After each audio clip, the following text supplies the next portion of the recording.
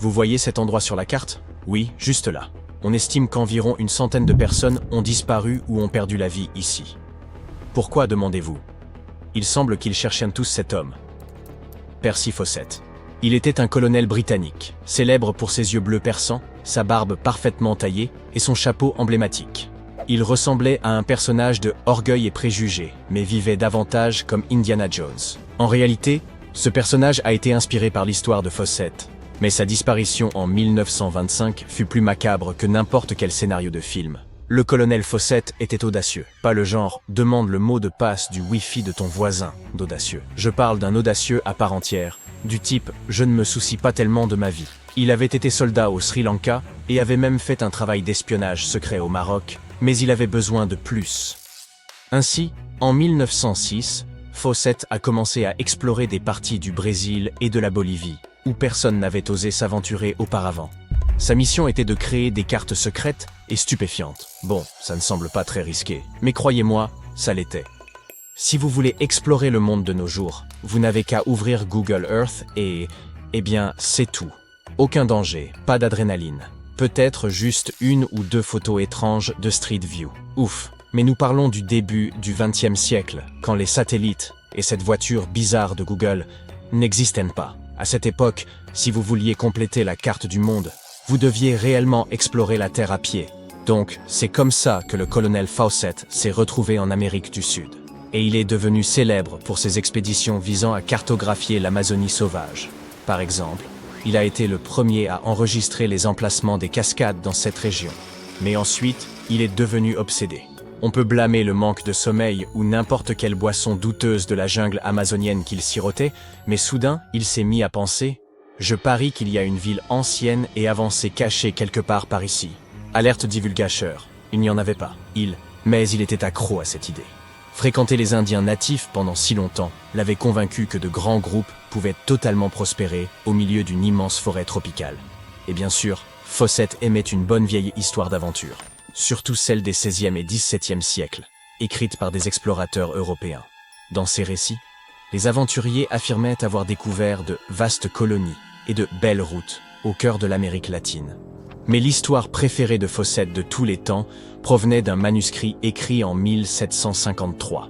À l'époque, des aventuriers cherchèrent des métaux précieux au Brésil lorsqu'ils sont tombés sur une ville en ruine avec des bâtiments monumentaux, des routes et des places. Oh, et chaque coin avait une flèche de style romain. Naturellement, le colonel était totalement prêt à la trouver. Dommage que personne ne lui ait dit que ce manuscrit est principalement considéré comme un faux. Oui, cette histoire est aussi réelle que celle de Blanche-Neige. Mais ensuite, les choses se sont compliquées. La colonie décrite dans ce manuscrit était soi-disant située dans le nord-est du Brésil. Mais maintenant, il prétend qu'il y a une civilisation avancée dans le Mato Grosso, qui se trouve dans une autre région du pays. Alors, il a décidé de nommer cet endroit la Cité de Z. Dans les années 20, le colonel a lancé 2 expéditions distinctes pour la trouver. Mais les 2 voyages ont échoué, car il a dû faire face à un temps terrible, à la fièvre, et bien sûr, à l'épuisement. Maintenant, dites-moi dans les commentaires, que pensez-vous que Fawcett a fait après 2 expéditions ratées? Option A, il a abandonné. Option B, il a appelé sa mère. Option C, il a réessayé parce qu'il n'a pas compris le message que l'univers disait clairement « Arrête ». Bien sûr, l'option C est la bonne réponse. C'est bien du tenace Fawcett dont nous parlons. Donc, 3 ans plus tard, le colonel a finalement rassemblé suffisamment d'argent pour lancer une nouvelle expédition à la recherche de la Cité de Z. Tout ce dont il avait besoin, c'était d'une équipe de personnes assez folles pour le rejoindre. Des explorateurs célèbres et expérimentés supplièrent de l'accompagner. Mais non, Fawcett a décidé de prendre son fils et son meilleur ami à la place. En janvier 1925, ce trio courageux s'est lancé dans son voyage. Ils ont emporté des moustiquaires, des conserves et ont pris une promesse « Nous reviendrons ». Autre révélation, ils ne sont pas revenus. Oh là là, le voyage a commencé dans le New Jersey aux États-Unis. Puis, ils ont navigué jusqu'à Rio de Janeiro, au Brésil. Là, ils se sont arrêtés pour prendre des animaux de bas, comme des chevaux, et ont engagé quelques guides locaux. Maintenant, ils étaient prêts à se diriger vers la ville de Cuiabá. Gardez à l'esprit que les distances au Brésil sont incroyablement énormes. Ainsi, ce petit voyage était comme aller de Miami à Chicago, à pied. 3 mois plus tard, ils s'aventurèrent enfin dans la jungle pour la première fois. Et c'est là que le plaisir a vraiment commencé. Leur équipe a affronté des rivières infestées de piranhas, un dédale sans fin d'arbres épais, et le pire de tout, les insectes. Le zzzz constant et agaçant de milliers de moustiques les empêchait de dormir. Et le pied du meilleur ami de Fawcett est devenu énorme à cause des piqûres de tiques. Mais le colonel n'avait pas le temps de jouer à la babysitter avec le pied de princesse de son ami. Oh non, il était trop obsédé pour faire une pause. En fait, à un moment donné, il était tellement en avance sur ses compagnons qu'il a dû camper seul pour une nuit. Le 29 mai, Fawcett finit par retrouver ses esprits. Il n'y avait pas de cité de Z. Mais cela l'a-t-il arrêté? Pas vraiment. Il a déballé leur équipement et renvoyé les guides locaux à Cuiabá. Mais avant de leur dire un adieu définitif, il leur a demandé de livrer une lettre à sa femme, disant quelque chose comme « Ne t'inquiète pas, chérie, notre fils va bien et devient plus fort chaque jour. » Bien sûr qu'il l'était. Quoi qu'il en soit, après cet adieu dramatique, le trio s'est aventuré seul dans la brousse. L'obscurité a englouti la forêt dense. Et puis, on ne les a jamais revus. D'accord, c'était intense. Alors, avançons dans le temps. 2 ans plus tard, les journaux spéculaient encore sur la possibilité que le trio puisse être encore en vie. Et Fawcett est devenu une légende, comme Bigfoot, mais moins poilu. Un homme a dit que le colonel était devenu l'un des locaux et vivait son heureux pour toujours dans la jungle. Un autre a dit qu'il était retenu prisonnier par les Indiens, mais personne ne pouvait confirmer aucune de ces observations. Ce n'est qu'en 1928 que les autorités britanniques ont finalement pensé « mieux vaut tard que jamais » et ont décidé de chercher Fawcett et son équipage. À ce moment-là, ils étaient presque certains que leur expédition avait péri, mais ils avaient encore besoin de preuves. Et après avoir survécu des jours et des jours au pire cauchemar de la jungle, ils ont trouvé, rien. Mais d'une manière étrange, ce mystère a inspiré davantage d'explorateurs à les rechercher. On estime qu'environ 100 de personnes ont perdu la vie dans ce processus, et quelques-unes ont suivi les traces des explorateurs en disparaissant sans laisser de traces. Alors, que s'est-il vraiment passé avec l'expédition? Les chercheurs ont accusé tout et n'importe quoi. Infections parasitaires, famine, noyade, attaque de jaguars, vous l'énoncez. Certains disent même que Fawcett s'est plongé dans le mysticisme et a commencé une communauté occulte dans la jungle. L'anthropologue brésilien Orlando Villas-Boas est probablement celui qui s'est approché le plus près de la résolution de cette affaire. Dans les années 50, il travaillait avec les Indiens Kalapalo lorsqu'ils ont soudainement avoué avoir éliminé Fawcett. Ils avaient même des ossements pour le prouver. Mais il s'est avéré qu'une analyse médico-légale a montré que les restes n'appartenaient pas au colonel. Donc, nous retournons à la case départ et personne ne sait, à ce jour, ce qui leur est arrivé. La quête de Fawcett, telle que nous la connaissons aujourd'hui, repose sur des sources assez discutables. Cependant, il est possible qu'il ne vivait pas dans un monde de rêve. Des découvertes récentes suggèrent même que son idée d'une cité sophistiquée dans la jungle n'était pas qu'une pure fantaisie. En 2024, une vaste cité ancienne a été découverte dans l'Amazonie, cachée sous une végétation dense. Les preuves suggèrent qu'elle a été construite il y a environ 2500 ans, et elle était étonnamment avancée, comprenant des maisons et des places toutes reliées par un incroyable réseau de routes et de canaux. Mais cette ville était dans une forêt en Équateur, pas au Brésil. Qui sait? Peut-être que la légendaire cité de Z est encore là quelque part. Ou... Cette demeure confortable avec vue magnifique sur la mer Méditerranée fera un parfait abri contre la pluie. Voilà à quoi aurait pu ressembler une annonce immobilière pour l'homme de Néandertal il y a 100 000 ans. Tu vas aujourd'hui découvrir des grottes étranges et merveilleuses dans lesquelles tu pourrais vivre, ou pas. Bien sûr, à l'époque, ni l'immobilier ni la publicité n'avaient encore été inventés, sans parler du fait que les Néandertaliens ne savaient pas construire de maisons et vivaient souvent dans des grottes. Pourtant, l'une de ces grottes ressemble énormément à un immeuble d'habitation. Elle est située à l'intérieur d'un haut monolithe calcaire, connu comme étant le rocher de Gibraltar. Si les Néandertaliens avaient possédé une économie, les grottes à l'intérieur de ce rocher auraient certainement coûté une fortune. Des marins l'ont découverte en 1907, tout simplement en remarquant un grand trou à l'intérieur de l'imposant rocher. Pendant de nombreuses années, les scientifiques ont étudié cet endroit et ils y ont trouvé des traces de Néandertaliens. Ils ont découvert des outils anciens dans la grotte ainsi que des ossements d'animaux. Mais le plus cool, c'est qu'ils ont trouvé pas moins de 4 grottes à l'intérieur du rocher.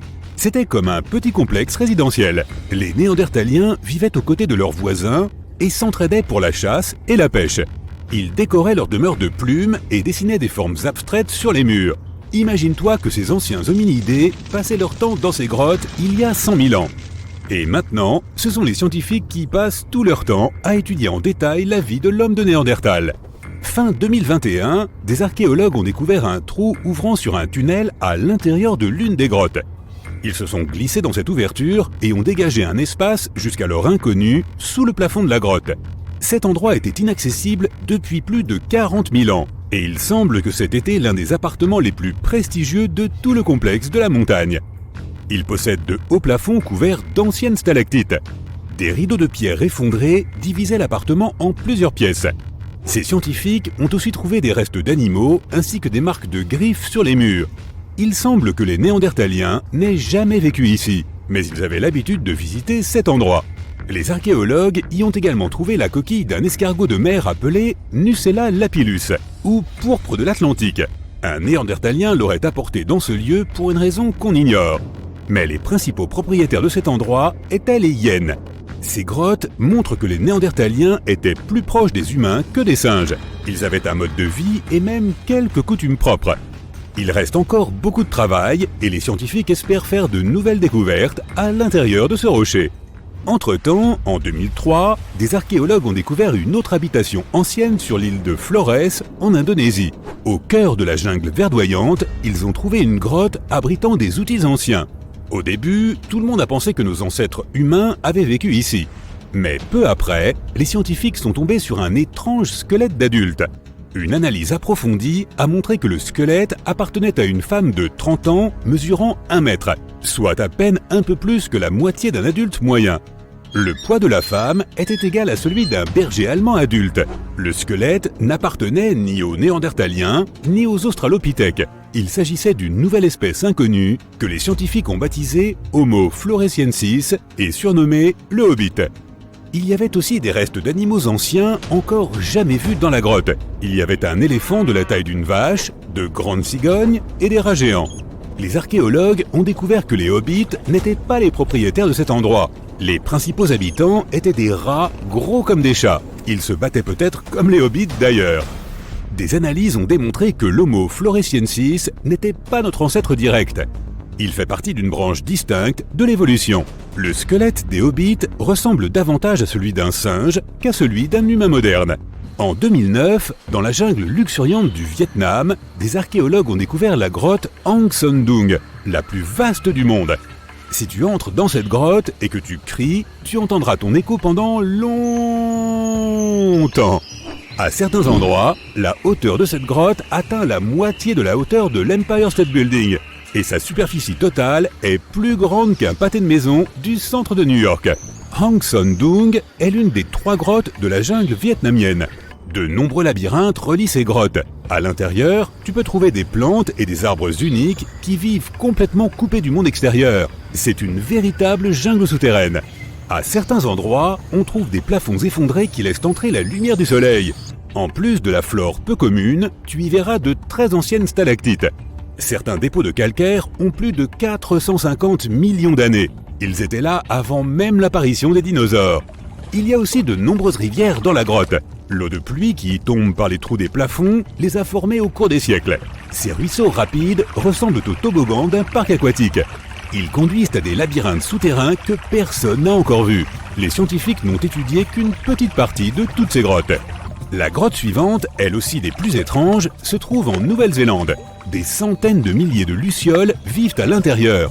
Chacune d'entre elles brille d'une lumière bleutée. Ensemble, elles illuminent la grotte. Tu auras peut-être l'impression d'être sur une autre planète, mais tu ne pourras pas rester très longtemps. Il y a partout des appareils pour mesurer l'air. Les scientifiques veillent à ne pas excéder le niveau du dioxyde de carbone nécessaire à l'existence des lucioles. Ces insectes sont très sensibles à l'environnement. S'il y a trop de monde dans la grotte, ou si les gens restent trop longtemps, le personnel du parc leur demandera de quitter les lieux. C'est comme si tu volais l'oxygène des lucioles. Nous avons donc vu quelques grottes plutôt étonnantes. Mais que dirais-tu d'une grotte effrayante ?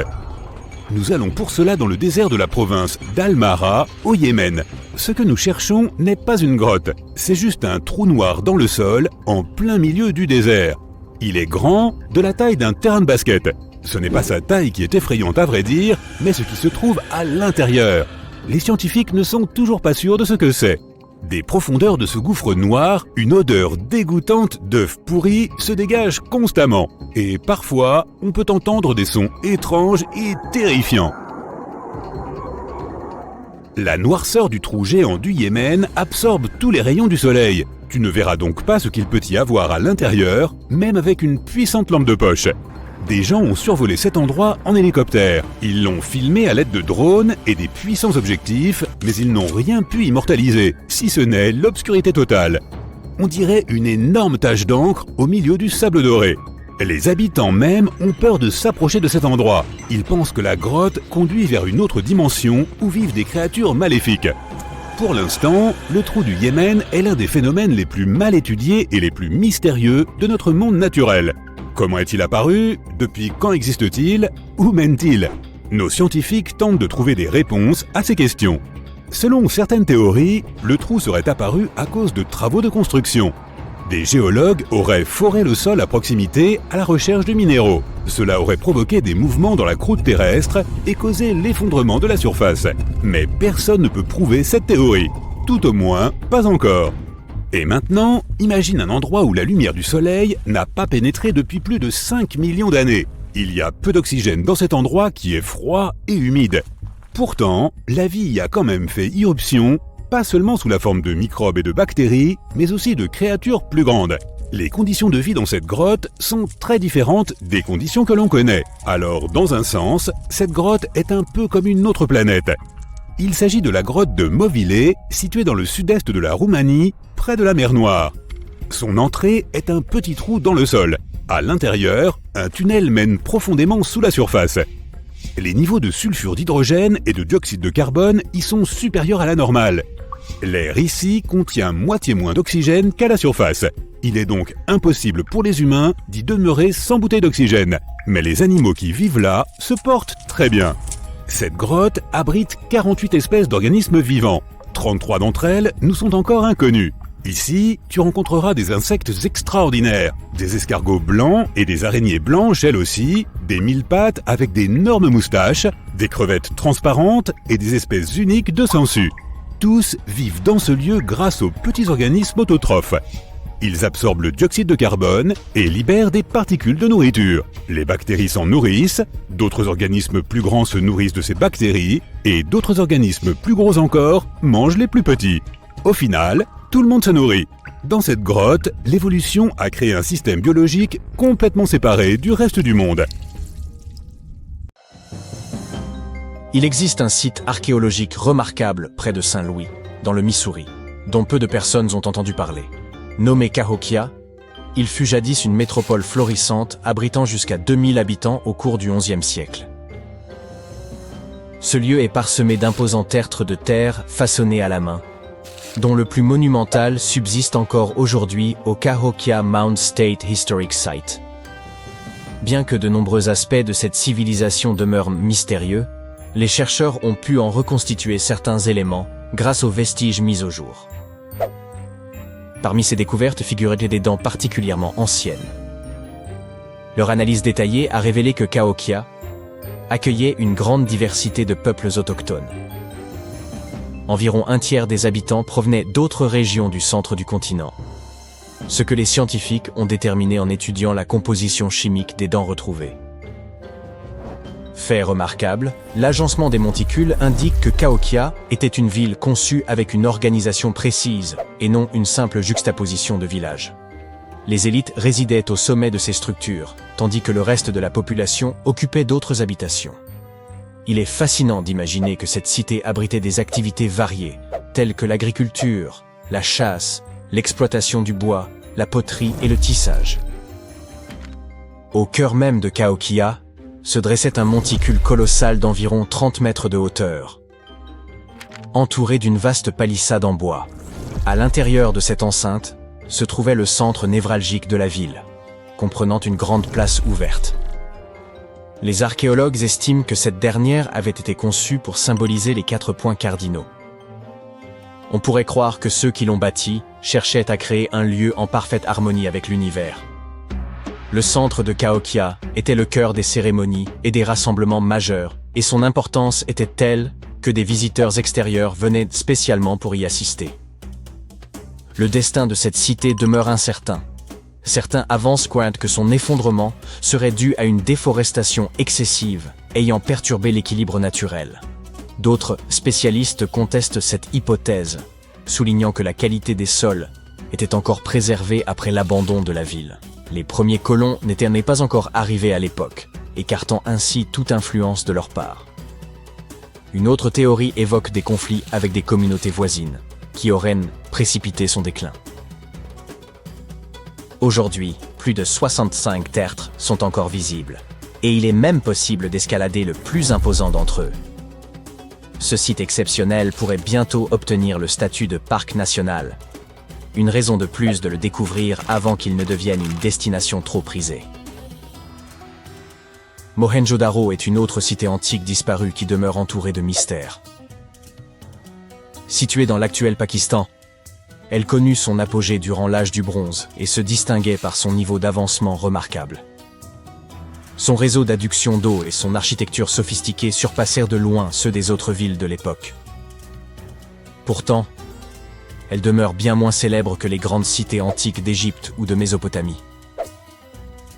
Plus énigmatique encore, son abandon soudain, dont la cause reste encore inconnue.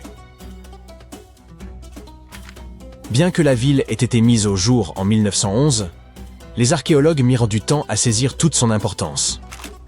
Les fouilles révélèrent notamment un système d'assainissement avancé, comprenant plus de 700 puits, des bains privés ainsi que de vastes thermes publics. De manière impressionnante, même les habitations individuelles disposaient de toilettes reliées à un réseau d'égouts fonctionnels qui s'étendait à travers la ville. Mohenjo-Daro était également un centre commercial dynamique, produisant des poteries raffinées, des bijoux et des figurines qui s'exportaient à travers toute la région. Malgré cette sophistication, la raison de son abandon reste inconnue. Certains suggèrent que des changements dans le cours du fleuve Indus auraient pu être un facteur déterminant. Quant aux inscriptions laissées par ses habitants, elles restent indéchiffrables, même pour les experts les plus aguerris, compliquant encore davantage la reconstitution de son histoire. Avez-vous déjà entendu parler du village perdu de Kolmanskop? Autrefois, il s'agissait d'une petite colonie établie au cœur du désert du Namib. Selon la légende, elle tiendrait son nom d'un certain Coleman, qui se serait enlisé dans les dunes avant de disparaître à jamais. Toutefois, ce n'est pas là l'aspect le plus curieux. En 1908, un cheminot découvrit une pierre brillante et la montra à son chef d'équipe, qui s'avéra être un minéralogiste amateur. Après analyse, ils réalisèrent qu'il s'agissait d'un diamant. Rapidement, Kolmanskop devint la ville la plus prospère d'Afrique et l'un des endroits les plus riches au monde. On y trouvait de luxueuses maisons, une école, un hôpital et même une usine à glace destinée à approvisionner les garde-manger. L'hôpital était équipé de la toute première machine à rayon X d'Afrique australe, supposément employée pour s'assurer que les ouvriers ne tentèrent pas d'avaler des diamants en douce. Mais dès la fin des années 20, la découverte d'un autre gisement diamantifère à proximité entraîna le déclin de Kolmanskop. Peu à peu, ses habitants partirent en quête de nouvelles opportunités, laissant derrière eux une ville déserte. En 1938, l'ensemble des équipements industriels fut déplacé vers le sud, condamnant Kolmanskop à l'oubli. Son dernier habitant quitta les lieux entre 1956 et 1960. Cependant, le climat aride a permis une remarquable conservation des bâtiments, transformant cette cité fantôme en un site prisé des visiteurs. Vous avez certainement entendu parler du Machu Picchu, cette fascinante cité antique située au Pérou. Perchée sur les hauteurs vertigineuses des Andes, elle s'étend sur une vaste superficie et surplombe les vallées environnantes. Son importance historique et son architecture lui valent d'être classée parmi les merveilles du monde moderne. Toutefois, son véritable usage reste un mystère. Bien qu'elle ait pu abriter jusqu'à 750 personnes, les traces humaines y sont limitées. Certains avancent qu'il s'agissait avant tout d'un lieu spirituel ou cérémoniel, tandis que d'autres le voient comme un luxueux centre de villégiature destiné à l'élite inca. La présence de vastes terrasses suggère une fonction agricole expérimentale ou un rôle commercial. Une autre hypothèse plus surprenante évoque l'éventualité d'une prison en raison de la découverte d'un espace ressemblant à une cellule. Il est intriguant de constater qu'aujourd'hui encore, les archéologues et les historiens peinent à comprendre comment cette cité a été édifiée. Saviez-vous que les Incas n'auraient probablement pas utilisé de roues pour transporter les matériaux? Pourtant, d'énormes blocs de granit ont été hissés jusqu'au sommet escarpé des Andes, alors même que leur poids était considérable. Certains estiment que des centaines d'ouvriers unissaient leurs forces pour faire progresser chaque roche jusqu'au sommet. Les gigantesques pierres du Machu Picchu sont si parfaitement ajustées qu'aucune fissure n'est visible entre elles. Ce détail remarquable confère à la structure une incroyable résistance au séisme, un atout majeur dans un pays comme le Pérou, sujet aux secousses telluriques. Mais comment ces blocs parviennent-ils à rester en place malgré les séismes? Ils subissent en réalité de légers déplacements avant de retrouver spontanément leur position d'origine, donnant l'impression d'une danse naturelle. Certains avancent que des cales en bois humidifié auraient été employées pour stabiliser les pierres, mais cette hypothèse semble peu compatible avec l'ampleur des constructions. Les bâtisseurs du Machu Picchu semblent également s'être passés de bêtes de somme et d'outils en fer. Ils ont dû façonner et assembler chaque élément à la seule force de leurs mains. De surcroît, la citadelle repose sur une faille tectonique, ce qui a nécessité le déplacement de vastes quantités de roches et de terre afin d'aplanir le terrain. On pense même que la véritable prouesse se cacherait sous la surface, où des fondations profondes et un ingénieux système de drainage assurent la stabilité du site. D'ailleurs, un réseau hydraulique souterrain, jusque-là inconnu, a récemment été mis au jour grâce à la numérisation 3D. Les Incas n'utilisèrent pas de mortier pour assembler les blocs de granit, mais leur travail était si précis qu'il est impossible d'y glisser une feuille de papier. Une hypothèse suggère que les artisans employaient des outils de pierre constitués de matériaux plus durs que les blocs façonnés. Imagine que tu découvres une ville antique sans même avoir à quitter le confort de ta maison. En 1963, c'est exactement ce qu'a fait un homme dans la province de Nevşehir, en Turquie. Alors qu'il était en train de rénover sa maison, il a abattu un mur dans son sous-sol et a découvert une pièce mystérieuse. Il a continué à creuser et a vu un tunnel. C'est ainsi que la ville souterraine de Derinkuyu a été mise au jour. Derinkuyu est l'une des cités souterraines les plus profondes de Cappadoce et de toute la Turquie. Ce chef-d'œuvre d'ingénierie compte 8 étages et les habitants avaient accès à des caves, des entrepôts, des chapelles, une école, une salle d'études et bien d'autres structures. Tous les étages sont connectés par un vaste réseau de tunnels. On pense que cette ville souterraine a été construite pour servir d'abri, puisqu'il est impossible de distinguer la construction de l'extérieur. Sa profondeur est d'environ 85 mètres et le complexe était suffisamment grand pour abriter environ 20 000 personnes, ainsi que leur bétail et leurs réserves de nourriture. Il y a également un puits d'aération long de plus de 50 mètres. Les gens l'utilisaient à la fois pour la ventilation et comme source d'eau potable. Le puits fournissait ainsi de l'eau aux villageois de la surface et à ceux qui se cachaient dans la ville souterraine. Il est intéressant de noter que les habitants des niveaux inférieurs pouvaient couper l'accès à l'eau des niveaux supérieurs ainsi que de la surface. L'eau était ainsi préservée de tout risque d'empoisonnement. L'endroit a été conçu comme une véritable place forte. Les tunnels pouvaient être bloqués de l'intérieur par d'énormes portes roulantes de pierre et les passages étaient extrêmement étroits. Les envahisseurs potentiels devaient donc pénétrer dans les tunnels un par un. On dirait qu'ils avaient pensé à tout au 7e siècle avant notre ère. Les archéologues pensent que ce sont les Phrygiens qui ont construit les premiers étages. Après eux, la structure a été mise à profit et encore améliorée à l'époque romaine. C'est à ce moment que les chapelles ont été ajoutées. L'âge d'or de Derinkuyu se situe cependant durant l'ère byzantine. Mais comment ces gens ont-ils réussi à créer de pareils tunnels ? La roche dans laquelle ils ont été creusés n'avait rien d'ordinaire. Il s'agissait d'une roche volcanique remarquablement tendre. Elle est apparue des suites d'un processus géologique qui avait commencé il y a des millions d'années. Les éruptions volcaniques ont alors recouvert la région d'une épaisse couche de cendres, et ces cendres se sont ensuite agglomérées pour former cette roche tendre. Lorsque les forces naturelles du vent et de l'eau ont érodé les parties les plus friables, seuls les éléments durs sont restés. Fait amusant, les cheminées de fées sont également constituées de roches volcaniques tendres aux formes complexes. Mais celles-ci se sont formées naturellement, sans aucune intervention humaine. Nous sommes toujours en Turquie, mais cette fois, notre destination est Çanakkale, où un mythe a pris vie. Pendant 3000 ans, on a cru que l'Iliade d'Homère n'était que pure fiction et que Troie n'avait jamais existé. En 1863, tout a changé.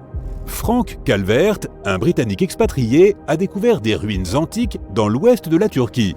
Il était convaincu qu'il s'agissait de l'ancienne ville de Troie. Heinrich Schliemann, quant à lui, a étudié la région en 1868. C'est alors que Troie est revenue à la lumière après tous ces siècles. Troie présente des strates complexes. Au fil des ans, 9 cités antiques ont été érigées les unes sur les autres.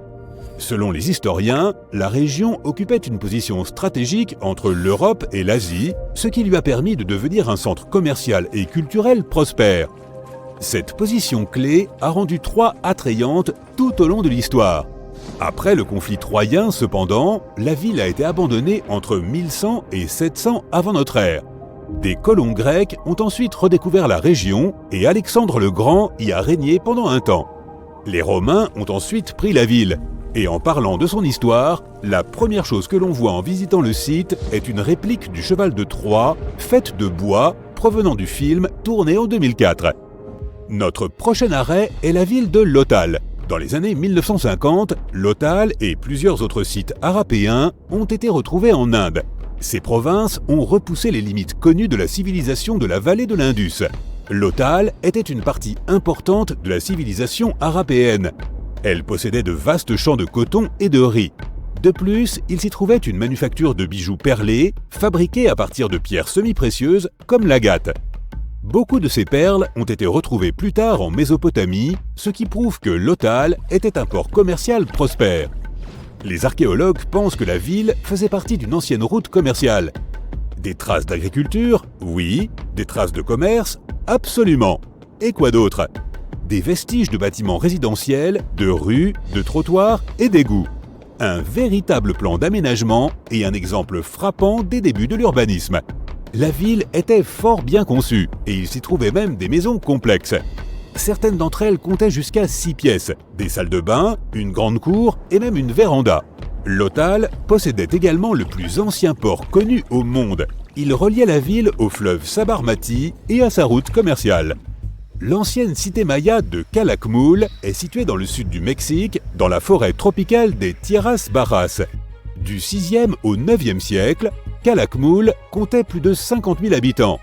Il y avait là une place centrale entourée de faubourgs extérieurs. Et si l'on additionne les habitants de cette périphérie et ceux qui vivaient au centre, Calakmul comptait pas moins d'1,5 million d'habitants. Cette ville aura été habitable pendant près de 12 siècles. On pense que ce lieu comptait plus de constructions que tous les autres sites mayas retrouvés dans la région.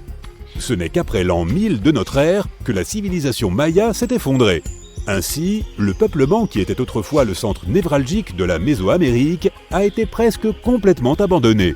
L'ancienne cité se trouvait au cœur de la seconde plus grande forêt tropicale d'Amérique. Et le site est bien préservé, si bien qu'aujourd'hui, si tu le visitais, tu n'aurais aucun mal à te représenter la vie des anciens Mayas. Les vestiges de la ville comprennent des complexes architecturaux et des monuments sculptés, des systèmes défensifs, des carrières, des réseaux de distribution de l'eau, des terrasses destinées à l'agriculture, des pyramides massives, ainsi que des palais, sans oublier une variété d'ornements et d'objets divers.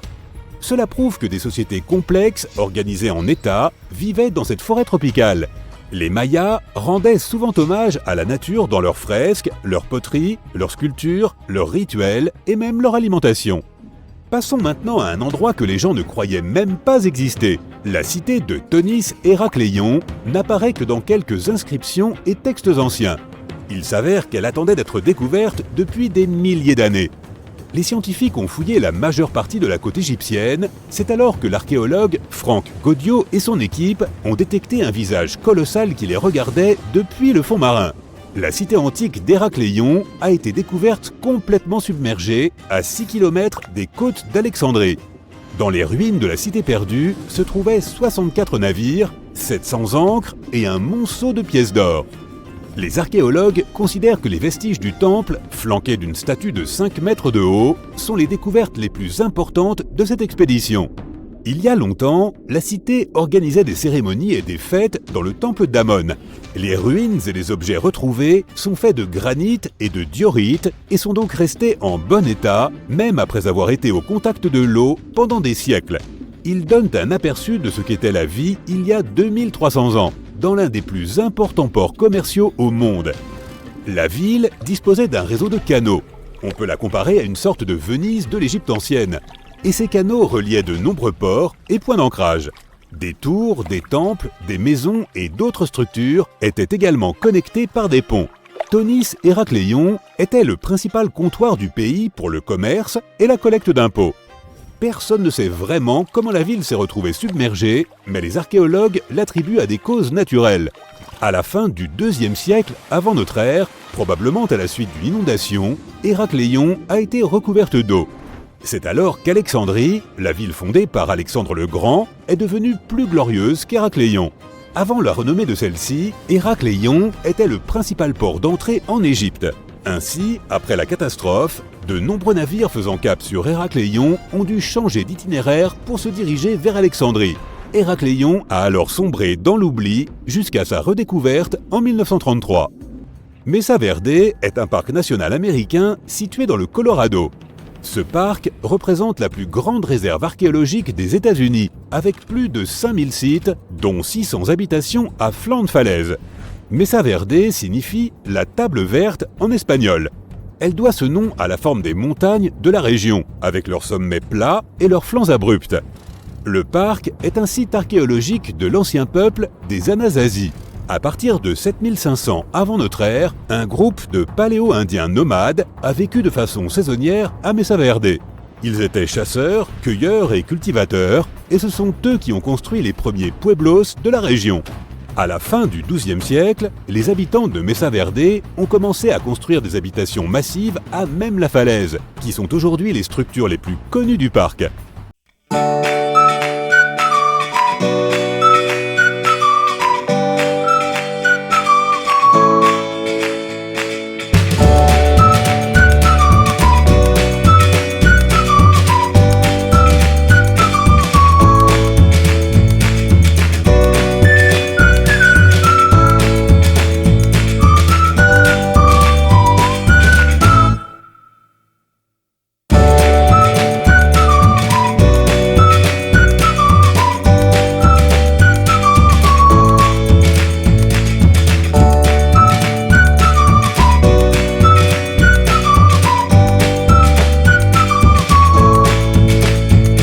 Prêt pour la balade?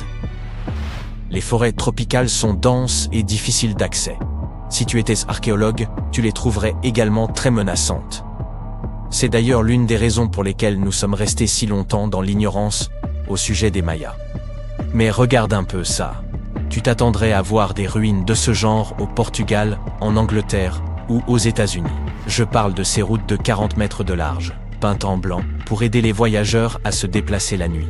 À titre indicatif, ces routes faisant environ la moitié de la taille d'un terrain de football américain. Enorme, les scientifiques ont récemment mis au jour un réseau de 160 vecinos de satanistiques de routes similaires, et ils pensent qu'elles détiennent davantage toutes premières ruines mayas répertoriées à ce jour.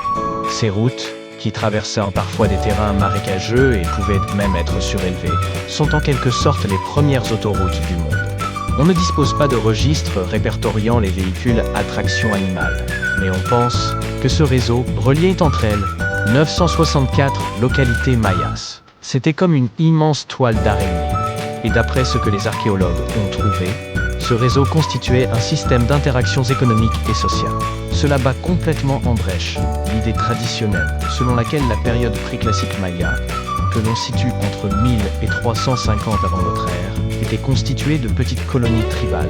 Imagine la main-d'œuvre et les capacités d'ingénierie qu'il fallait pour construire des autoroutes comme ça. Les scientifiques y pensent que ces chaussées furent donc construites à peu près de la même façon que les pyramides.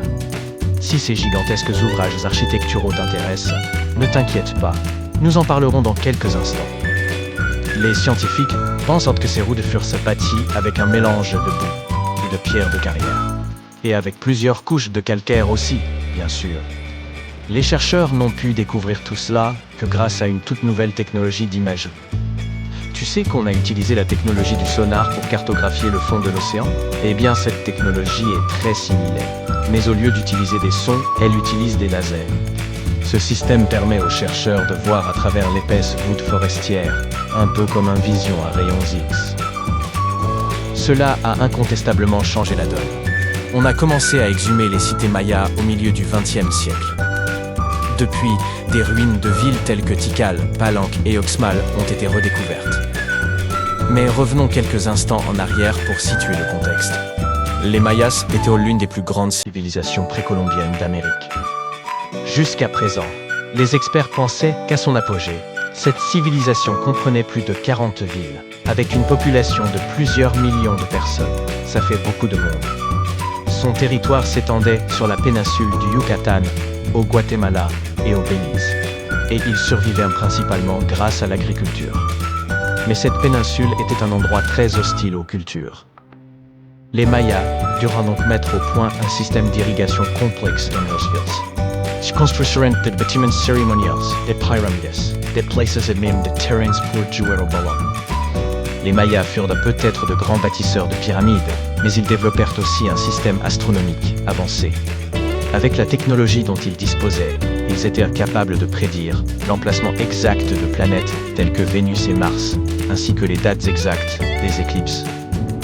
Jetons maintenant un coup d'œil à certains de leurs sites. Voici Tikal. Situé au cœur de la jungle guatémaltèque, Tikal aurait été la capitale de l'ancien empire maya. À son apogée, son importance était comparable à celle de villes comme Londres ou New York dans le monde d'aujourd'hui. Il est composé de plusieurs monuments. Au total, le site compte 1012 000 bâtiments. L'Acropole Nord est le plus ancien complexe de monuments de Tikal. Construite uniquement de main d'homme vers 350 avant notre ère, elle servait de lieu de repos aux rois et aux chefs. Ces monuments mesurent jusqu'à 60 mètres de haut. À l'époque, les pyramides à degrés étaient peintes d'un beau rouge. Les Mayas adoraient cette couleur. Aujourd'hui, bien sûr, il ne reste que le calcaire. Nous avons dit que l'empire maya s'étendait sur plusieurs pays. Il n'est donc pas surprenant que Chichén Itzá se trouve aujourd'hui à 10 heures de route de Tikal. Il n'y avait pas de querelle entre ces sites. Il s'agissait simplement de centres-villes différents. Un peu comme New York et Los Angeles. On y trouve l'une des pyramides les mieux préservées de la planète. Située dans l'état mexicain du Yucatan, cette cité maya a plus de 1500 ans. À son apogée, elle abritait 35 000 personnes. Le site s'étend sur une superficie de 10 km². Son centre est El Castillo, un énorme temple en escalier d'une hauteur de 25 mètres.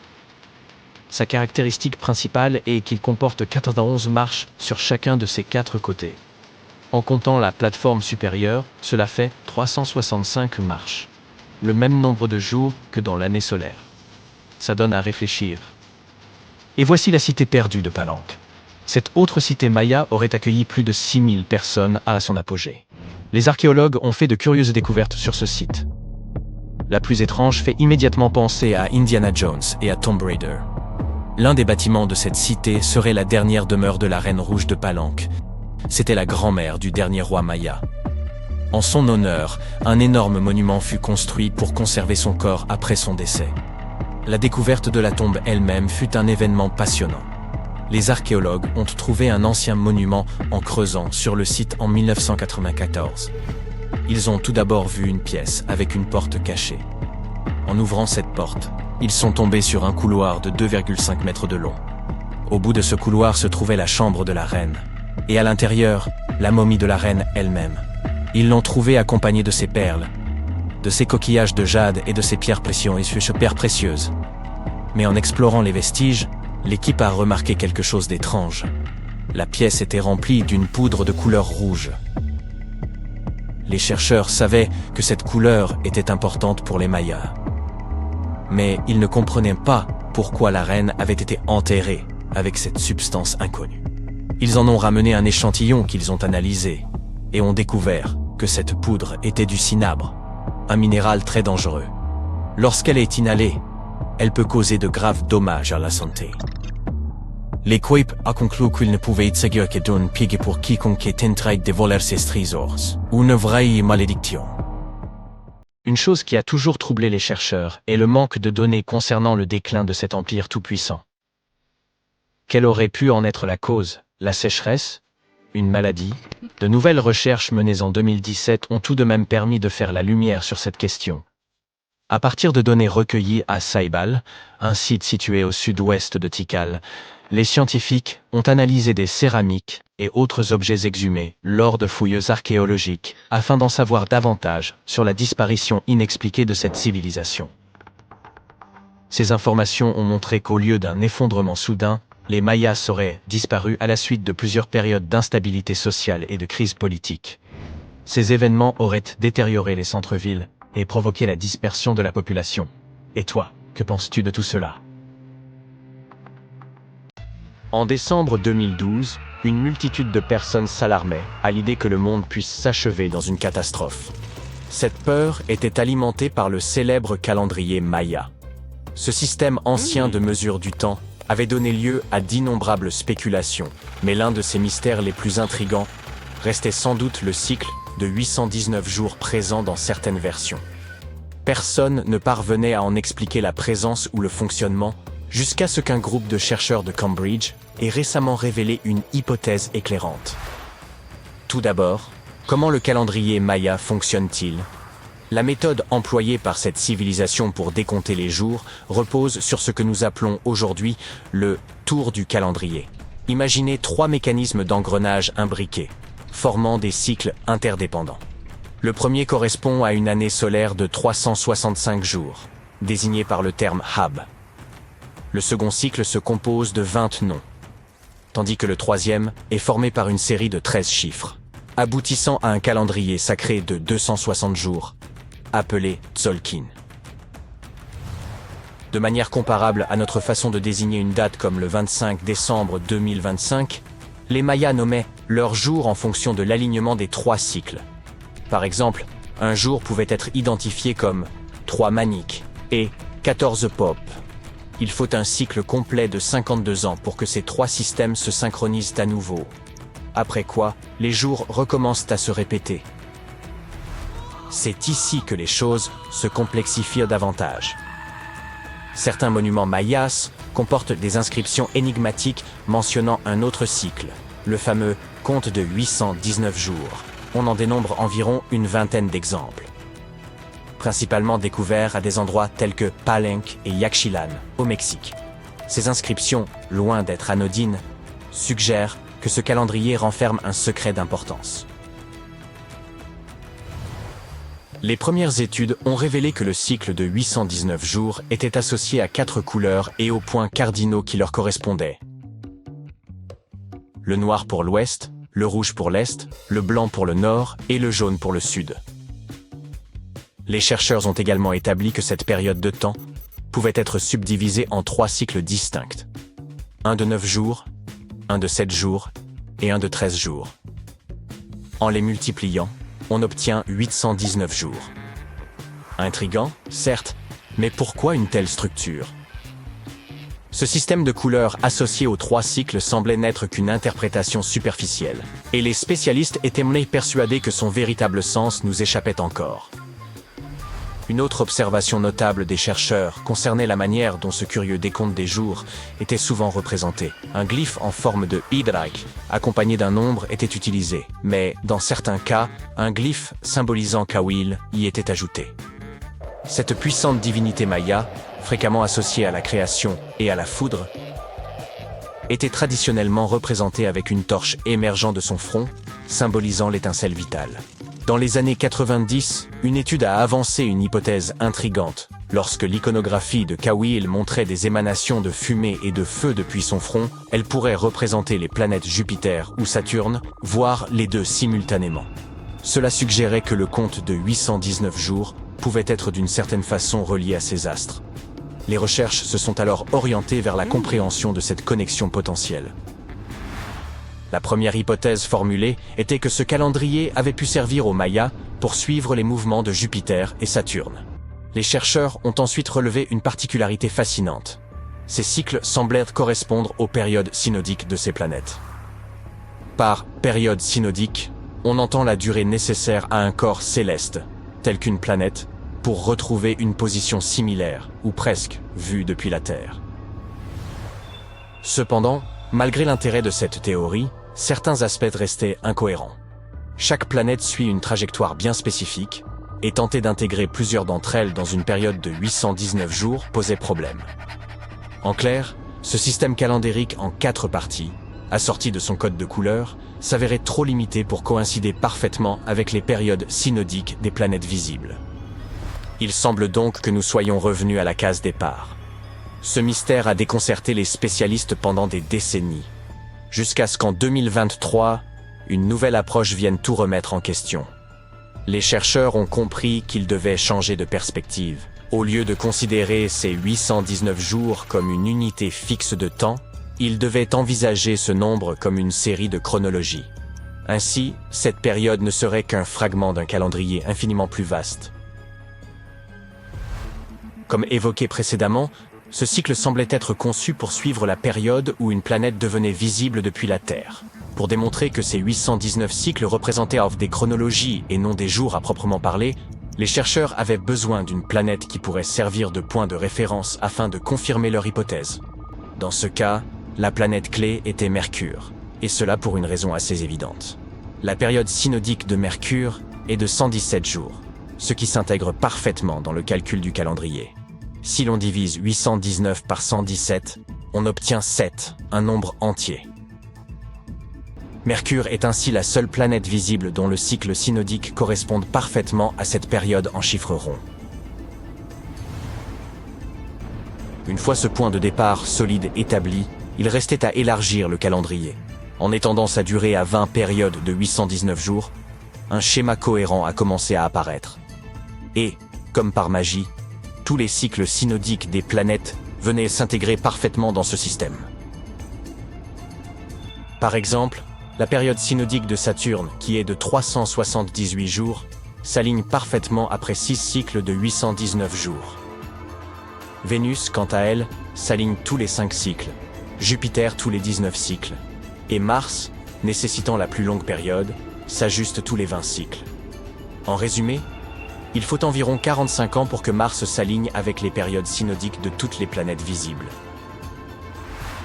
C'est ainsi que les chercheurs ont conclu que cette ancienne civilisation ne faisait pas référence à des jours, mais à des chronologies. Les astronomes mayas avaient conçu ce décompte comme une composante d'un système calendaire plus complexe, comprenant 20 périodes. Cela soulève néanmoins une question. Pourquoi l'étude des périodes synodiques était-elle si cruciale pour les Mayas ? Nous ne disposons pas encore de réponses détaillées sur ce calendrier énigmatique. Mais il est certain que les Mayas accordèrent une grande importance à l'influence du cosmos sur leur vie quotidienne. Ils cherchèrent peut-être à comprendre comment les mouvements des planètes visibles s'harmonisaient avec leurs autres systèmes calendaires.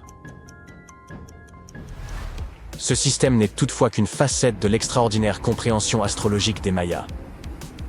Leur savoir allait bien au-delà de l'utilisation des cycles astrologiques pour l'agriculture. Ils possédaient également des connaissances d'une précision remarquable, comme celle de prédire les éclipses solaires.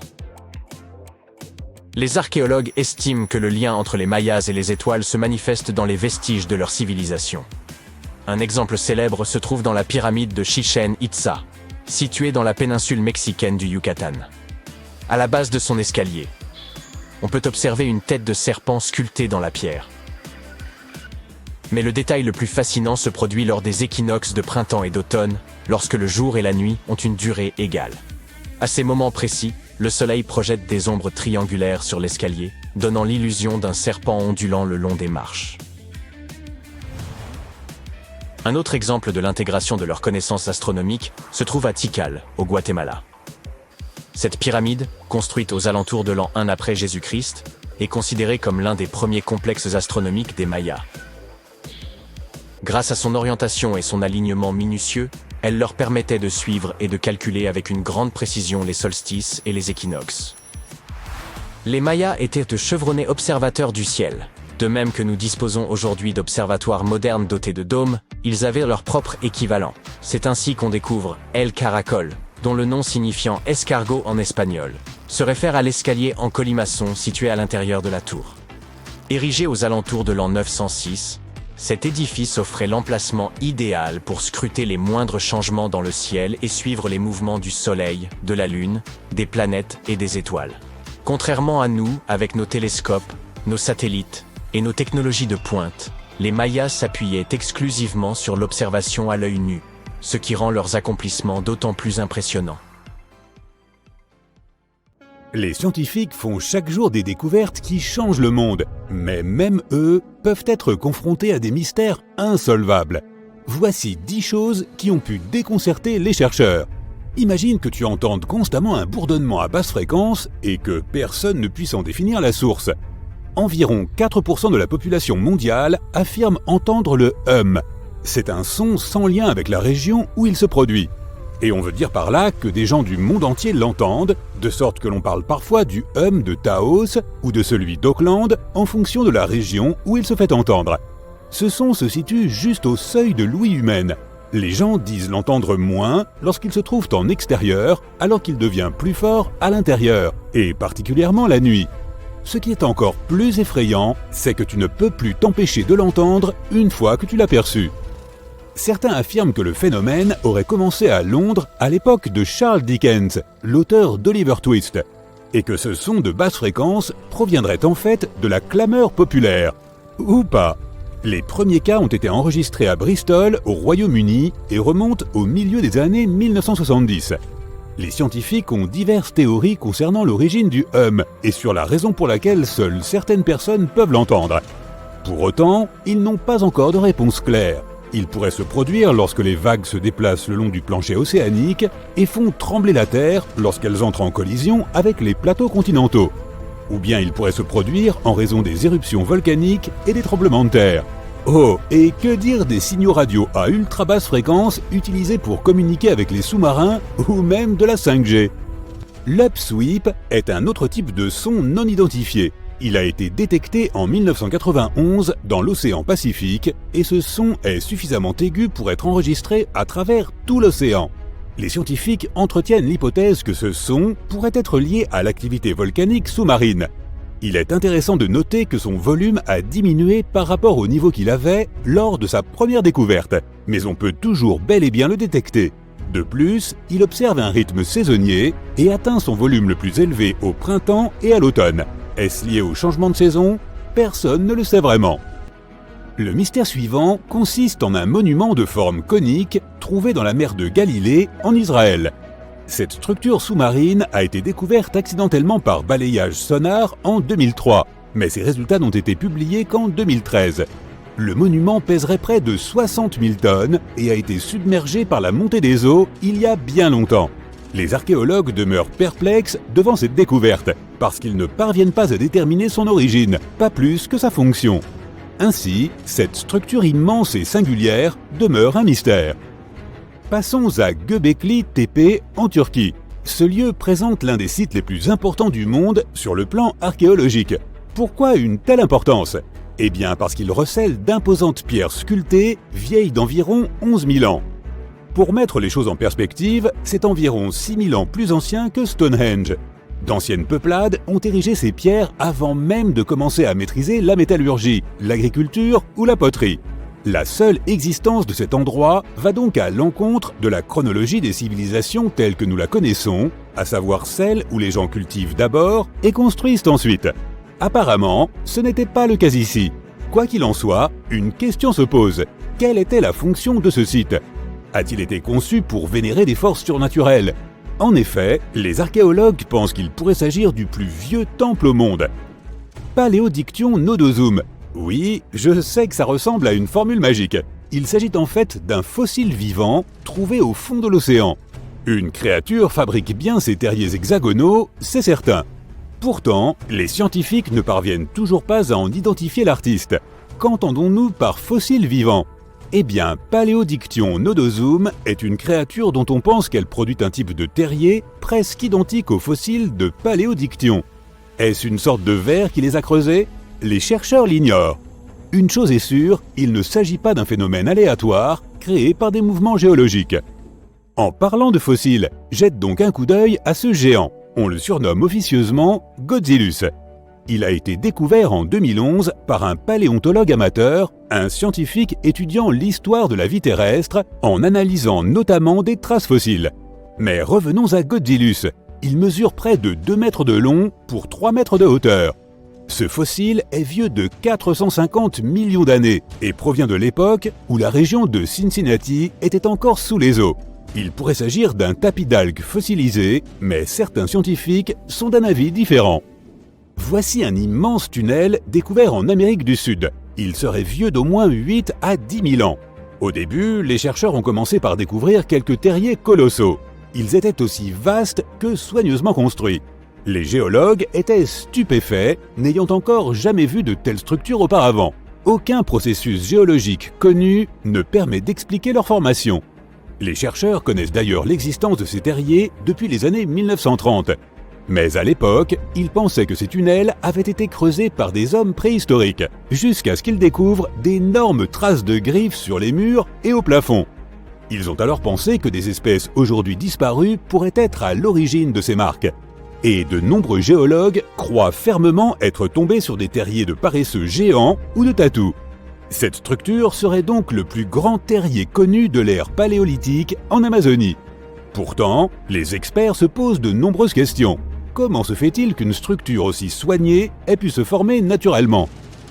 Un chercheur a ensuite découvert une autre grotte étrange. Celle-ci se trouvait à des centaines de kilomètres de l'immense tunnel. Avance rapide. On compte maintenant plus de 1500 terriers de l'ère paléolithique découverts au Brésil. Ce qui est encore plus intéressant, c'est que certaines de ces grottes sont connectées à des tunnels qui mènent parfois à des chambres. Enchaînons avec un phénomène naturel. Et si on te disait que chaque année, surtout en octobre, des boules de feu apparaissent sur le Mékong en Thaïlande ? Selon la légende, les boules de feu des Nagas seraient un appel au retour de Bouddha sur Terre. Et ce sont les serpents du fleuve qui lanceraient ces appels. Il s'agit d'un mythe, mais qu'en dit la science ? Est-ce lié à un gaz inflammable ? Il n'y a pas encore de consensus à ce sujet. Ces boules de feu semblent s'élever des eaux et peuvent atteindre une hauteur de près de 300 mètres. Elles s'apparentent à des feux d'artifice, disparaissent très rapidement et scintillent généralement d'une couleur orange ou rougeâtre. Mentionnons aussi quelques légendes au passage. Pourquoi pas après tout ? Elles peuvent être passionnantes. Et il serait dommage d'omettre celle qui concerne la cité perdue de l'Atlantide. Comme tu le sais sûrement, la légende voudrait que l'Atlantide ait été submergée par l'océan il y a environ 11 000 ans.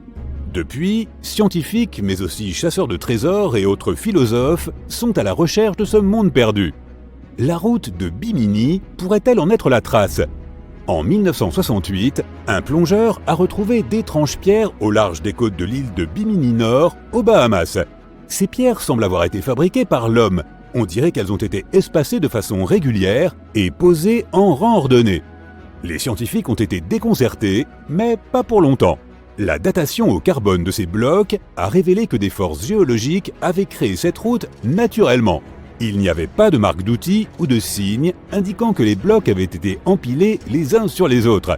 Les recherches se poursuivent, mais les scientifiques pensent en général que ces blocs ont été créés par l'érosion. Je suppose que le scoop de l'Atlantide n'est pas pour demain. Imagine, tu te promènes sur la plage et tu vois des dizaines de pieuvres passer devant toi. En 2017, un groupe de personnes au Pays de Galles a précisément assisté à cela. Pourquoi ces créatures sont-elles sorties de l'océan ? Personne ne connaît la réponse. Le groupe a rapporté avoir vu 20 à 30 pieuvres ramper sur le sable. Ils ont bien cherché quelques signes de blessures chez elles, mais n'ont rien trouvé. Pour finir, ils ont déclaré avoir rejeté ces animaux à la mer. Il est intéressant de noter que les pieuvres ont continué à ramper sur le rivage jusque dans la nuit. Les experts disent qu'il est difficile d'être sûr de la raison qui a pu pousser ces mollusques sur la plage sans procéder à un examen physique. Ils spéculent encore sur la raison de ce phénomène rare et singulier. S'agirait-il d'une surpopulation de pieuvres ? Une autre étude souligne que plus les pêcheurs s'attaquent aux grands animaux qui se nourrissent de ces pieuvres, plus leur population augmente. C'est peut-être pour cela que ces dernières n'ont d'autre choix que d'aller plus loin pour trouver de la nourriture ou un abri. Mais sans recherches approfondies, il n'y a là que des théories. Il y a aussi beaucoup de choses que nous ignorons encore sur l'espace. Voici donc une info bonus sur la source jaunâtre de toute vie dans notre système solaire. Les scientifiques ont découvert un nouveau type d'onde à l'intérieur du Soleil. Ces ondes se déplacent dans une direction opposée à sa rotation. De plus, elles se déplacent très rapidement, si rapidement que cela dépasse l'entendement. Les chercheurs ont différentes théories concernant la fonction de ces ondes. S'ils découvrent leur rôle, cela pourrait leur permettre de mieux comprendre les processus qui se déroulent à l'intérieur de notre astre. En 1991, quelque part dans les jungles luxuriantes du centre du Vietnam, un bûcheron local a trouvé un trou mystérieux parmi les feuilles et les buissons. Il y a jeté un œil et a senti un fort vent souffler sur son visage. Puis, il a entendu un son étrange en provenance des profondeurs de la grotte et a réalisé qu'il s'agissait du bruit d'une rivière. Le bûcheron n'a pas examiné la grotte, mais a décidé d'y retourner plus tard avec une lampe de poche et une corde. Mais à son retour, il n'a pas retrouvé la grotte. Il a passé plusieurs années à la chercher. Enfin, dans les années 2000, il a réussi à la localiser à nouveau. En 2009, il a amené des scientifiques à cet endroit. Ils ont découvert que la grotte, appelée Sondong, est la plus grande du monde. Il y a tellement d'espace ici que tu entendras un long écho si tu cries. Le passage principal de Sondong atteint 200 mètres de hauteur à certains endroits, soit plus de la moitié de la hauteur de l'Empire State Building. La superficie de la grotte est si énorme qu'un pâté de maisons entier de la ville de New York avec des gratte-ciel de 40 étages pourrait y tenir. Sous la jungle vietnamienne, un labyrinthe souterrain profond cache 3 des plus grandes grottes du monde. Et Sondong est le numéro 1 sur cette liste. Le vaste espace intérieur est rempli de plantes variées, de microclimats uniques et de paysages différents. C'est une véritable jungle qui pousse sous terre. Cela a été rendu possible grâce à l'effondrement du plafond à certains endroits. Il laisse la lumière du soleil y pénétrer depuis le haut. Il y a d'énormes stalactites de 76 mètres de haut sur les plafonds et les murs, ce qui est plus que la longueur d'un Boeing. Elles sont là depuis des centaines de milliers et des millions d'années. Certains dépôts de calcaire ont plus de 450 millions d'années. Cela signifie qu'ils existent depuis l'époque bien antérieure aux dinosaures. En plus de la jungle, il y a aussi de nombreuses rivières dans la grotte. Elles se sont formées à cause de l'eau de pluie qui descendait des trous dans le plafond. Ces rivières sont lisses et rapides, comme des toboggans dans un parc aquatique. Mais les chevaucher n'est pas la meilleure idée, car elles peuvent t'entraîner dans l'un de ces longs labyrinthes dont la grotte est remplie. Et on ne sait toujours pas où ils vont. Tu peux te retrouver dans une autre partie inconnue de la grotte. C'est ce qui s'est passé en 2018. 3 plongeurs ont accidentellement découvert de nouvelles zones à Sondong. La grotte s'est avérée être beaucoup plus grande que tout le monde le pensait. Ils ont plongé dans l'un des lacs de la grotte et ont atteint une profondeur de 78 mètres. Au fond, ils ont trouvé un tunnel indépendant. Les plongeurs ont installé une ligne de pêche avec un plomb et ont découvert que cet endroit atteignait une profondeur de 120 mètres. Et que le tunnel faisait plus d'1 kilomètre de long. Encore aujourd'hui, la taille exacte du tunnel n'est pas connue. Sondong est également relié à une autre énorme grotte. Il y a beaucoup d'autres choses que tu peux voir à Sondong en plus des labyrinthes et des rivières souterraines. Tu peux trouver des grandes salles avec des lacs et tu peux marcher pendant des heures le long des couloirs sombres de la montagne. Cet endroit est d'une beauté saisissante, mais aussi dangereux. Mais oui, le plus chouette, c'est que tu peux t'y promener. Depuis 2013, la grotte de Sondong est ouverte aux touristes. Mais il ne s'agit pas d'une simple petite balade pour prendre des selfies. L'expédition dans la grotte dure plusieurs jours. Pendant le premier jour et demi, tu exploreras la 3e plus grande grotte du monde. Et seulement après cela, tu atteindras Sondong. Le chemin te fera traverser des rivières, des forêts denses, des montagnes et des rochers. Tu pourras rencontrer de nombreux oiseaux exotiques, des singes et d'autres animaux. Et selon de nombreuses personnes, le chemin vers la grotte est encore plus impressionnant que la grotte elle-même. Une fois arrivé à destination, tu passeras les quelques jours suivants à explorer Sondong. Avec d'autres touristes, des guides professionnels et des porteurs, tu dormiras chaque jour dans des tentes à différents endroits de la grotte. Tu verras des paysages époustouflants et, prépare-toi, des fossiles majestueux vieux de 400 millions d'années. Il y a aussi des salles obscures avec des lacs dans lesquels on peut se baigner. Ces expéditions aventureuses deviennent de plus en plus populaires chaque année. Les personnes qui ont visité la grotte disent que c'est l'endroit le plus étonnant qu'ils aient jamais vu. Une autre grotte incroyable se trouve en Indonésie, sur l'île de Flores. Elle est assez petite, mais renferme des choses surprenantes. En 2003, un groupe de scientifiques a découvert ici des artefacts anciens, notamment des fossiles d'outils primitifs, comme des pierres aiguisées. Les scientifiques ont réalisé qu'il y a des centaines de milliers d'années, cet endroit abritait nos lointains ancêtres. Puis, ils ont trouvé un squelette de femme très inhabituel. Cette femme mesurait seulement 1 mètre. C'est la hauteur du tour de poitrine d'une personne adulte moyenne. Cette femme n'avait pourtant aucun problème avec sa colonne vertébrale ou avec le développement de ses os. Ce squelette et d'autres trouvés dans la grotte appartenaient à des ancêtres humains inconnus. Les scientifiques ont appelé cette espèce Homo florentiensis, ou simplement Hobbit. Le poids de la femme était compris entre 16 et 35 kg. L'analyse du crâne et des os a montré qu'elle était âgée d'environ 30 ans. Les Hobbits ont vraisemblablement vécu sur Terre il y a entre 190 000 et 50 000 ans. Il est probable qu'ils aient rencontré les ancêtres des humains actuels. La grotte suivante se trouve en Turquie. Imagine que tu vis dans une vieille maison et que tu décides de faire quelques réparations. Tu vires toutes les vieilles affaires des pièces. Le dernier endroit à trier est ton sous-sol. Tu ne l'as pratiquement jamais visité et tu n'as aucune idée de ce qui se cache là. Mais comme il est assez spacieux, tu décides d'en faire une pièce. Tu détruis un mur et tu découvres l'entrée de la grotte. C'est un tunnel qui mène sous terre. Tu traverses la grotte et tu vois une véritable ville souterraine. Ceci est arrivé en Turquie en 1963. Un habitant a découvert un passage secret vers une cité perdue dans sa cave. Environ 20 000 personnes pouvaient y vivre. Il y avait assez d'espace pour du bétail et des réserves de nourriture. Ce n'est pas seulement un labyrinthe de tunnels. Il y a une chapelle, une école, des écuries, des cuisines, des murs et d'autres signes de civilisation. La ville a été construite à l'époque byzantine dans les années 780-1180. Elle n'est pas la seule et est reliée à de nombreux tunnels et villes souterraines qui s'étendent sur plusieurs kilomètres. Terminons notre voyage dans la grotte la plus étrange et la plus effrayante. Nous allons au sud-est de la Roumanie, près de la mer Noire. Ici, sur une large plaine désolée, tu peux trouver un trou. C'est un tunnel qui mène profondément sous terre. L'air à l'intérieur de la grotte a des niveaux élevés de sulfure d'hydrogène et de dioxyde de carbone.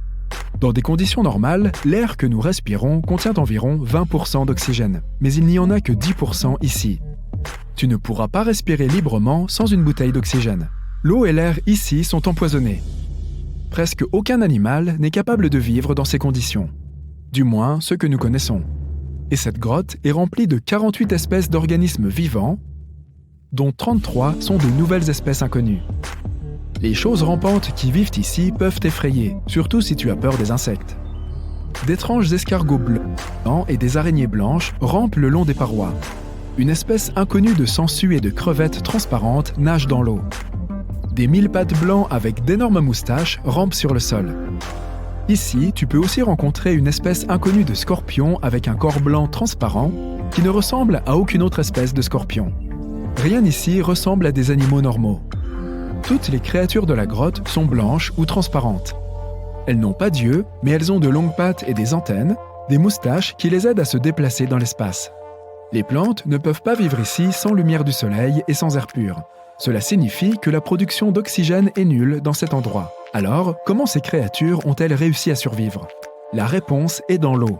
La surface du lac et des flaques d'eau ici est couverte d'une mousse qui bouge étrangement. Cette substance est un organisme vivant. Elle est constituée d'1 milliard de bactéries appelées autotrophes. Les plantes ordinaires absorbent le dioxyde de carbone et utilisent la photosynthèse pour produire de l'oxygène. Cette grotte est remplie de dioxyde de carbone. Les autotrophes l'absorbent et sécrètent de minuscules particules de nourriture. Les bactéries se nourrissent de ces particules. Les organismes plus grands se nourrissent ensuite de ces bactéries. Et ainsi de suite. Au final, il y a assez de nourriture pour tout le monde. Ce processus s'appelle la chimiosynthèse. C'est comme la photosynthèse, mais on utilise l'eau au lieu de la lumière du soleil dans les réactions chimiques. Dans cette grotte, l'évolution a créé un système biologique complètement unique, distinct du reste du monde.